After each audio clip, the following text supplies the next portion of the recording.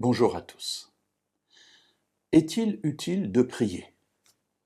Voilà une question peut-être un peu saugrenue, je n'en sais rien, mais qu'on peut se poser parfois lorsque nous adressons à Dieu des prières et puis parfois nous ne voyons pas les résultats. Alors est-il utile de prier? Comme souvent dans ces situations, posons-nous une autre question.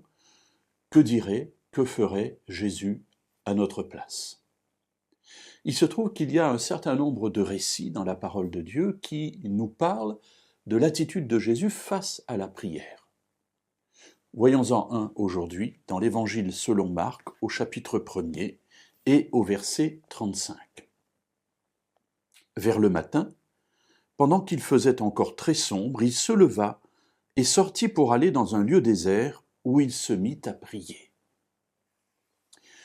Voilà, donc on apprend plusieurs choses dans ce récit. Tout d'abord que Jésus priait. Alors ça peut nous sembler un peu étonnant, puisque nous disons que Jésus est le Fils de Dieu et que Jésus est Dieu lui-même, c'est le Messie d'Israël. Et pourtant Jésus priait. Jésus priait parce que, étant sur terre, il était limité par ce corps dans lequel il a accepté de venir, d'entrer, afin de vivre la vie que nous menons, et donc il vivait les mêmes limitations que nous, et il avait lui aussi besoin d'être en relation avec son Père, et cette relation passait par la prière. Alors il se lève le matin, il fait encore très sombre, donc il est très tôt, et il va dans un lieu désert pour prier. Un lieu désert, un lieu où il n'aura pas de distraction, un lieu où son regard ne sera pas attiré par une chose ou par une autre, ou peut-être ses oreilles n'entendront-elles pas certains bruits du village dans lequel il se trouve, alors il s'en va dans un lieu désert. Et voilà un certain nombre de renseignements qui peuvent nous aider.